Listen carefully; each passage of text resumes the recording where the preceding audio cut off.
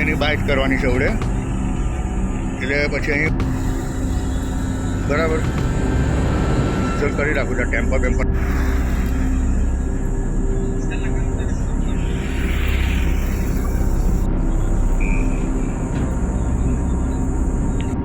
સભ્યો, ગ્રામ પંચાયતના સરપંચશ્રીઓ, સભ્યશ્રીઓ, તલાટી કમ મંત્રીશ્રીઓ તથા આપણી વચ્ચે ઉપસ્થિત ડેડિયાપાડા તાલુકાના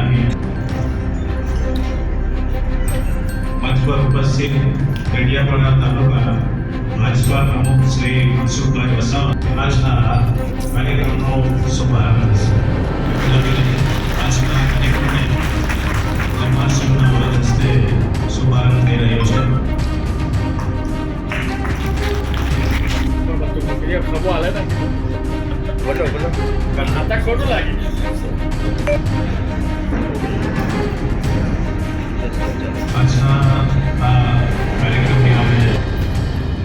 આજના આ કાર્યક્રમમાં અધ્યક્ષ સ્થાને ઉપસ્થિત એવા માનનીય અને હાર્દિક સ્વાગત કરીએ છીએ. એમનું સ્વાગત કરશે ઇન્ચાર્જ તાલુકા વિકાસ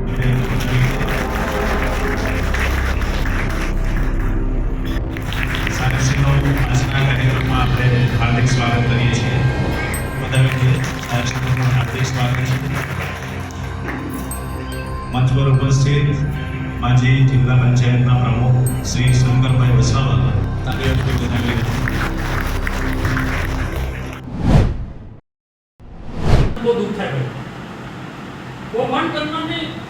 મોદી સાહેબ હોય કે ભૂપેન્દ્ર પટેલ ક્યારેય ચલાવતા નથી, એ બધા જોતા હશો. એવું જ હું પણ આમાં કૌભાંડ ગણું છું. નર્મદા જિલ્લામાં ઈ રિક્ષા ભારત સરકારની યોજના છે, સ્વચ્છતા અભિયાન સાથે જોડાયેલી બહુ સારી યોજના છે. અને એવું હતું કે ગરડેશ્વરમાં, તિલકવાડામાં અને સાગબારા તાલુકામાં ઈ રિક્ષા પર એટલે સારું છે. પણ થોડીક માહિતી મળીને આજે સવારમાં 9:30 એટલી વિસ્તૃતપૂર્વક માહિતી મને મળી કે આ તો 4-5 મહિના પણ નહીં ચાલે, ખગડધજ થઈ જશે એ પ્રકારનું સાધન છે. એટલે પહેલા તો એ જોવું જોઈએ કે સ્વચ્છતાના સાધનમાં તમને ઈ રિક્ષા જોઈએ છે કે બીજું શું શું જોઈએ છે, એ સરપંચોને પૂછવું જોઈએ. સરપંચોને પૂછ્યું નથી, તાલુકાના અધિકારી પણ પૂછ્યું નથી. સીધું રાજ્ય સરકારે ડીઆરડી નિયામક કે એની સાથે જોડાયેલા અધિકારીને, એટલે પેલા એજન્સીને એમના મિલીભગતથી આ આપણે ઠોકી બેસાડ્યું છે. અમે તમને આ ઠોકી બેસાડી તો યોગ્ય નથી ને? આ યોગ્ય નથી. જો આના માટે કેટલાક લોકોને માર્યા કે ચેતરભાઈની વાત ન પણ ગમે, આ ટેવ પડી જશે. ભૂતકાળમાં આવું બધું આદિવાસીના નામે ઘણું બધું બહુ ખોરાક ધંધા ચાલ્યા છે.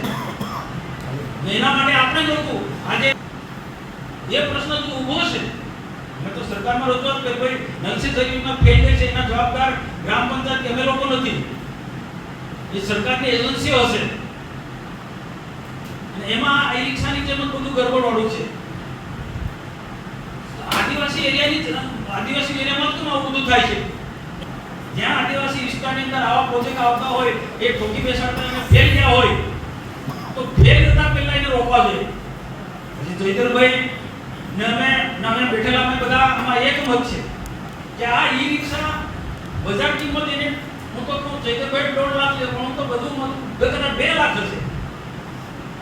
તો એ એજન્સીનું સીધું 1 લાખ કમિશન ને અને ચાલે એવું છે જ નથી. આ હકીકતમાં તો 1 લાખ ની અંદર જ આવે, જથ્થાબંધ બધું લેવાનું. તો આ પ્રકારનો આદિવાસી એરિયાની અંદર આ રીતના આપણને અને તમને વિશ્વાસ છે કે આ રિક્ષાથી ગામની સફાઈ થશે? જો હું અત્યારે બીજા અધિકારીના હાથે તમે આ રિક્ષા અમારા હાથે આ ખોટું સાધન, હવે આ મારી નોંધ લેવાની જોઈએ સરકારમાં. હવે આ પ્રોજેક્ટ આદિવાસી એરિયાને ઠોકી ના બેસાડે, આનો તો અમે બહિષ્કાર કરીશું. હું ધારાસભ્યને અભિનંદન આપું છું, તાલુકા પંચાયતના પ્રમુખને અભિનંદન, એને બી ના પાડી. હું પણ મારા હાથે આ લોકાર્પણ નહીં કરું. લોકસભાના સાંસદ શ્રી મનસુખભાઈ વસાવા સાહેબ, ડેડિયાપાડા તાલુકા પંચાયતના પ્રમુખ શ્રી એવા સંજયભાઈ, પૂર્વ પ્રમુખ એવા તારાબેન, તાલુકા પંચાયતના તાલુકા વિકાસ અધિકારી શ્રી, તમામ શાખા અધિકારી શ્રીઓ, તલાટી શ્રીઓ, સરપંચ શ્રીઓ, ગ્રામ પંચાયતના સદસ્ય શ્રીઓ અને તાલુકા પંચાયતના સભ્ય શ્રીઓ, આજના આ કાર્યક્રમમાં ગઈકાલે મને એક પત્ર મળ્યો અને સવારે ડીઆરડીના એક કર્મચારી સાથે પણ ચર્ચા થઈ અને ટીડીઓ દિવ્યેશભાઈ સાથે પણ વાત થઈ. તો મને એવું હતું, જે રીતના ટીડીઓ શ્રીએ કીધું કે આખી કાયાપલટ થઈ જવાની છે આ રિક્ષાઓ લઈ જવાથી, ડેડિયાપાડાની આખી કાયાપલટ થઈ જવાની છે, ગંદકી દૂર થઈ જવાની છે. તો મને હતું કે ઈ રિક્ષા એટલે કોઈ મોટું એવું કોઈ સાધન હશે કે જે સાધનના વિતરણમાં અમને ધારાસભ્યને બી બોલાવ્યા છે અને સાંસદ સાહેબને બી બોલાવ્યા છે.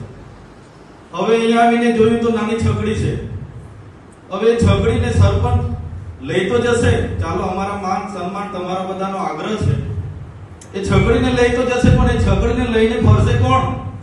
બરાબર છે. બજેટ કેટલું છે ભાઈ? કોણ છે એના નિયામકમાંથી? કોણ આવ્યા છે? ડીઆરડી નિયામકના કોઈ છે? મને જણાવશે આનું બજેટ કેટલું છે? કોણે આ પૂરું પાડ્યું છે ભાઈ? એજન્સી કોણ છે? આ તમારા મર્યાદામાં નથી. હું તમને જવાબદાર નથી માનતો, ટીડીઓ શ્રીને પણ નથી માનતો, તમારા સ્ટાફને પણ નથી માનતો, પણ જેણે પણ આ કર્યું છે ખૂબ ગંભીર બાબત છે. આખા ટ્રાઇબલ વિસ્તારમાં આ છગડીઓ આપીને જે કરોડોનું કૌભાંડ કર્યું છે ને, એ અમે ચલાવવાના નથી ભાઈ. એ તમારા પર હું દોષનો ટોપલો નથી ઠેરવતો, પણ આટલી બધી સરકાર શ્રી આપણા વિકાસ માટે ગ્રાન્ટ ફાળવતી હોય, ગુજરાત સરકાર, કેન્દ્ર સરકાર આદિવાસી વિસ્તારોમાં સ્વચ્છતા જળવાય એના માટે આટલું બધું બજેટ ફાળવ્યું છે, અને તમે આટલી અમથી છગડી અમને આપવા માટે બોલાવો છો. કોણ છે જવાબદાર ભાઈ? કેટલું એસ્ટિમેટ છે જણાવો મને. ડીઆરડી વાળા નિયામકમાંથી કોઈ આવ્યું છે? આ છગડીને કોણ ચલાવવાનું? સરપંચ ચલાવવાના. સરપંચના માથે શું કામ પાડો છો ભાઈ? સરપંચ કચરો લેવા ઘરે ઘરે જવાના છે.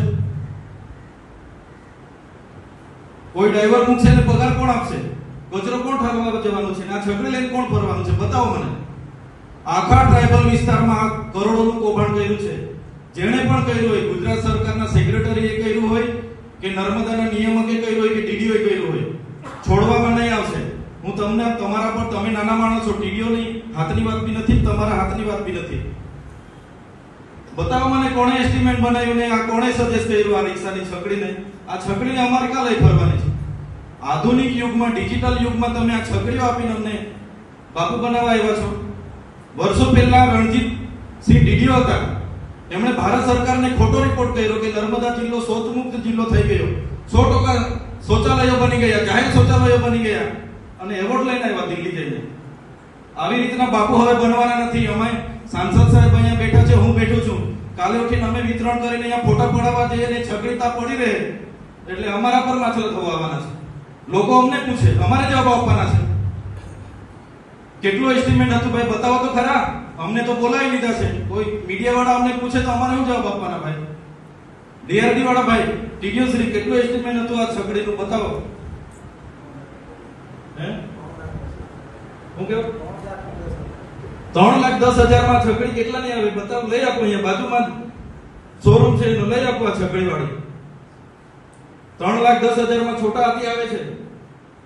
છોટા હાથી આવે છે, આખા ગામનો કચરો લઈ નીકળ્યા. છકડીને લઈને કોણ ફરવાનું? ડીઝલ કોણ નાખવાનું? સર્વિસ કોણ કરાવવાનું? એટલે આવી રીતના બાપુ નહીં બનાવો. તમે આજે છે ને રિપોર્ટ કરો. જે પણ એજન્સી હોય એના પર કાર્યવાહી થવી જોઈએ. અમે પછી જોજો, જિલ્લા સંકલનમાં બી હું લેમ છું, હું ગુજરાત સરકારમાં બી લખું છું. આખા ટ્રાઇબલમાં આ ધંધા કર્યા છે. તમે નર્મદામાં 100 રિક્ષા આપી છે, 100 રિક્ષાના 3 કરોડથી વધારે તમે ખર્ચા કર્યા. તો આ છકડીઓ અમારે લઈ જઈને શોભાના ગાંઠિયા મૂકવાની છે ભાઈ. આ છકડીઓ લઈ જવાના છે એટલે આ બિલકુલ ચાલે નહીં. જે બી એજન્સી ગમે એવો ખમીરપંથી હોય બોલાવો. હું તો આ વિતરણ નથી કરવાનો ભાઈ. હું જાઉં છું, હું વિરોધ કરું છું. આ છકડીને કોણ લઈ જવાનું? અમારો સરપંચ આવ્યો, એને બી કેમ ભાઈ લઈ નહીં આવતો? લઈ આવે તો તારા ઘરે મૂકજે, તમારા ઘરે મૂકો. આને ગામમાં કોણ ફેરવશે? તો પછી યાર આવી મજાક કરવાની. છોટા 3 લાખમાં તો છોટા હાથી આવે છે. આ 1.5 લાખની તે છકડી અમને આપી દેવાના તમે. એટલે હું આ કાર્યક્રમ આવું નહીં ચાલે. આ તો સાંસદ સાહેબ પોતે આવવાના હતા, બધાએ આગ્રહ કર્યો એટલે હું આવ્યો છું. મારો આ રિક્ષાનો મારો વિરોધ છે ભાઈ. ડીઆરટી વાળા આવી છકડીઓ આપીને કાલે ઉઠીને સરપંચ પર માથલા ધોવાવાના, એને મેન્ટેનન્સ ક્યાંથી કરાવવાનું? તમે કન્સ્ટ્રક્શન તો પાસ નથી કરતા.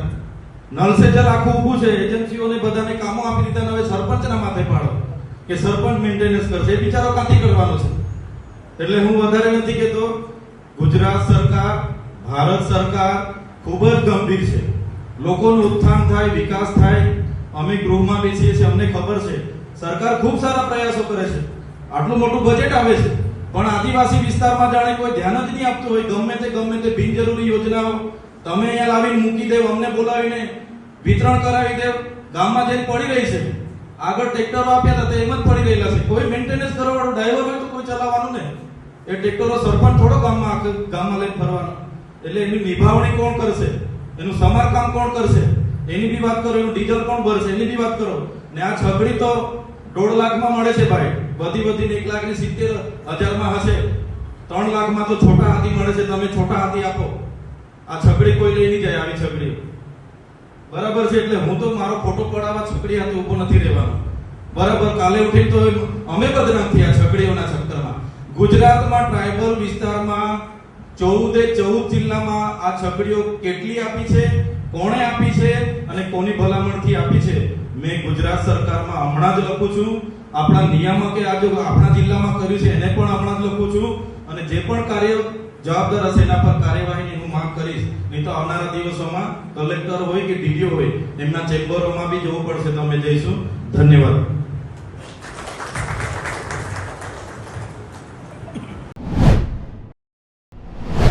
ઈ રિક્ષાનું વિતરણનો બહિષ્કાર કરી બહાર વોકઆઉટ કર્યું. કેમ? કેન્દ્ર સરકારની સ્વચ્છ ભારત મિશન અંતર્ગત ઈ રિક્ષા વિતરણનો કાર્યક્રમ આજે ડેડિયાપાડા તાલુકાના કૃષિ વિજ્ઞાન કેન્દ્રમાં હતો. માન્ય ભરૂચ લોકસભાના સાંસદ શ્રી મનસુખભાઈ વસાવા સાહેબ અને તાલુકા પ્રમુખ સહિતના અમે તમામ આગેવાનો અહીંયા હાજર હતા. ત્યારે અમને એવું હતું પ્રાથમિક તબક્કે કે ઈ રિક્ષામાં 3,10,000નું એસ્ટિમેટ બનાવ્યું છે, તો કોઈ સારું વાહન હશે કે જેના કારણે આ સ્વચ્છતાને લઈને ગંભીરતા હશે. પણ કેન્દ્ર સરકાર હોય કે રાજ્ય સરકાર હોય અનેક પ્રકારની કલ્યાણકારી યોજનાઓ અમલીકરણમાં મૂકતી હોય છે, પણ એમની નીચેના કેટલાક અધિકારીઓ, કેટલીક એજન્સીના લોકો અને કેટલાક એમના વચટિયાઓ ભેગા મળીને એને એમના મનગમતા બિનજરૂરી સાધનો ઠોકી બેસાડે છે, જેનું ઉત્તમ ઉદાહરણ આ ઈ રિક્ષા છે. આજે નાનકડું છકડું જે બજાર કિંમત 1.5 લાખ હોય એની ડબલ ગણા 2 ગણી એસ્ટિમેટની રકમ વસૂલીને અહીંયા સરપંચોને આપવા માટે અમને બોલાવ્યા હતા, પણ એનો અમે વિરોધ કરીએ છીએ. જે પ્રકારે ભૂતકાળમાં નલ સે જલ યોજના અહીંયા થઈ ગઈ અને એના નિભાવણી અને મરામત માટે પંચાયતને જવાબદાર ઠેરવવામાં આવે છે, એવી જ રીતના ભૂતકાળમાં નર્મદા જિલ્લાને ખુલ્લામાં શૌચમુક્ત જિલ્લો જાહેર કર્યો છે કે 100% શૌચાલયો બની ગયા છે. જે પણ એવોર્ડ લઈને આવ્યા હતા એ પણ ખોટી વાહવાહી લેવાનો એક પ્રસંગ બની ગયો હતો. એવી જ રીતના આ રિક્ષાઓ આપવાથી આવનારા દિવસોમાં કાગળ પર એવું દર્શાવવામાં આવશે કે નર્મદા જિલ્લામાં સ્વચ્છતા માટે અમે ઈ રિક્ષાઓ આપી છે અને પૂરું સ્વચ્છ થઈ ગયું છે. એટલે આવા અનેક દાખલાઓ અમે જોયા છે, જેના કારણે અમે આ ઈ રિક્ષાનો પ્રોગ્રામ બધા જ એક સુરે એનો વિરોધ કરીએ છીએ.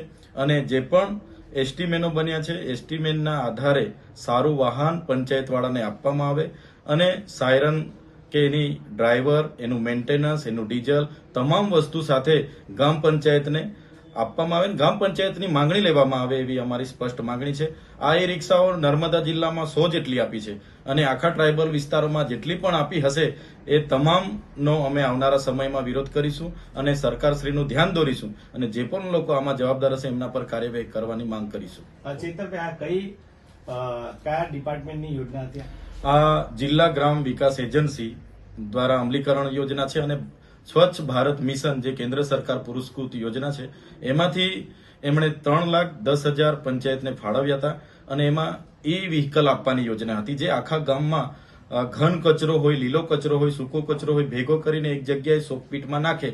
પણ આ એજન્સીએ એ યોજનાના હેતુ ફેર કરીને એકદમ 1 મહિનો પણ ના ચાલે એવી નાની છકડી લાવીને એ નાનું સાધન લાવીને પંચાયતને પધરાવવાનું, એ પણ અમારા જેવા સાંસદશ્રી અને અમારા હાથે વિતરણ કરવાનું, જે ખોટું છે. જે અમે વિતરણ કરીશું મહિનામાં બગડશે તો અમારા પર માછલા ધોવાય એવું છે. એટલે અમે આ ઈ લોકાર્પણનો વિરોધ કરીએ છીએ અને આમાં આવનારા દિવસોમાં ફેરફાર થાય, પંચાયતને પૂછીને વાહન મૂકવામાં આવે એવી અમારી માંગણી છે. આજે ડેડિયાપાડા તાલુકાનો કાર્યક્રમ હતો. મને ગઈકાલ સુધી એવું હતું કે ઈ રિક્ષા એટલે સારી હશે, સ્વચ્છતા અભિયાન સાથે જોડાયેલું એક સાધન છે, ગ્રામ પંચાયતોને ખૂબ ઉપયોગી થશે કચરો કાઢવામાં. પરંતુ સવારે જે માહિતી મળી એમાં ગરડેશ્વર, તિલકવાડામાં કે સાગબારામાં જે ઈ રિક્ષા આપી છે એ હજુ મહિનો નથી થતો ત્યાં પડી ભાંગી છે. અને એ પણ થોડી માહિતી મળી કે એની કિંમત, બજાર કિંમત 1.5 લાખની આસપાસ છે, જ્યારે એજન્સીએ બિલ બનાવ્યું છે જેમમાંથી ખરીદ્યું છે 3 લાખનું. તો આ સાધન બહાર પડેલું છે, એને કોઈ ના કહી શકે આ 3 લાખનું છે. આ કચરા ઉઠાવવા માટેનું સાધન જ નથી. આપો તો કોઈ સારું સાધન આપો, એનો કોઈ સન્માનજનક રીતના એને ચલાવી શકે એવું. તો આવું તકલાદી સાધન અમે અમારા હાથે આપીએ એ યોગ્ય મન નથી લાગ્યું. એટલે એને મેં નક્કી કર્યું ને ધારાસભ્યશ્રી અને બાકીના તાલુકા પંચાયતના પ્રમુખ છે બધા જ લોકોએ, અમારા આગેવાનોએ, કે આવા તકલાદી સાધનો નથી આવ્યા. જેમ નલ સે જલ યોજના ફેલ ગઈ છે એ જ પ્રકારે આ પ્રકારનો આ સ્વચ્છતા અભિયાન સાથે જોડાયેલ ઈ રિક્ષાનો પણ કાર્ય આ ઈ રિક્ષા છે એ ક્યારેય સક્સેસ નથી જવાની. આ એજન્સી પૈસા કમાવાના ધંધા છે. અને જ્યાં જ્યાં થયા છે ગુજરાતની અંદર, ટ્રાઇબલ વિસ્તારની અંદર, ત્યાં બધા જ આગેવાનોએ, જે પણ કોઈક આગેવાનો હોય, હું નામ ઉલ્લેખ નથી કરતા પદનો, પણ એને આનો વિરોધ કરવો જોઈએ. આ એક ટેવ પડી જશે કે આદિવાસી વિસ્તારમાં ઠોકી બેસાડવાનો. કોઈ પણ તપાસ કરે, કોઈ નિષ્ણાંત માણસોને કે 3 લાખનું છે, 3 લાખ ને 10,000નું આ છે, તો હું એનો ગુલામ થઈ જાઉં. પણ એ નથી. તો આદિવાસી એરિયાની અંદર આવું શા માટે? જેમ ડીસેક ખોટી યોજના ચાલે છે એ જ પ્રકારનો આવી બધી એક પછી યોજના આદિવાસી વિસ્તારના ઉત્થાનના માટે આ રીતના વપરાતી રહેશે, ઉપયોગ થતા રહેશે, તો એનો આદિવાસી એરિયાનો ક્યારેય વિકાસ થવાનો નથી. સ્વચ્છતા સાથે જોડાયેલો મહત્વનો આ એક સાધન છે. આપો તો સારી ક્વોલિટીનો હોવું જોઈએ એવું મારું માનવું છે. અને હું મારા હાથે આવું તકલાદી સાધન લોકાર્પણ કરું એ મને યોગ્ય લાગતું નથી, એટલે મેં આનો બહિષ્કાર કર્યો છે. સાહેબ, આ કોની યોજના હતી ને કોના અંતર્ગત આપવામાં છે ને નર્મદા જિલ્લામાં આવા કેટલા એ લોકોએ ઈ રિક્ષા વિતરણ કર્યું?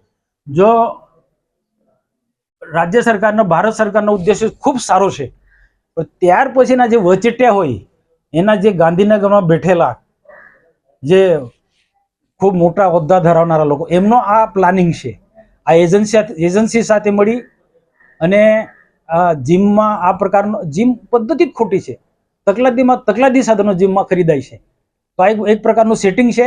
અને કે કોણ આદિવાસીને ઠોકી બેસાડવાનું, કોણ બોલવાનું છે? પણ સરકારનો ઉદ્દેશ ખૂબ સારો છે. પ્રધાનમંત્રી શ્રી કે પછી ગુજરાતના માનનીય મુખ્યમંત્રી ભૂપેન્દ્રભાઈ પટેલનો ઉદ્દેશ ખૂબ સારો છે. પણ જે વચેટિયા જે આમાં તાલુકા કે જિલ્લાના કેટલાક અધિકારીઓને પણ આંખી હોત નથી. ગાંધીનગર તે ઠોકી બેસાડ્યું છે. આની સાથે જોડાયેલા જે પણ કોઈ અધિકારી હોય, એના IAS અધિકારી હોય કે પછી જે પણ કોઈ હોય,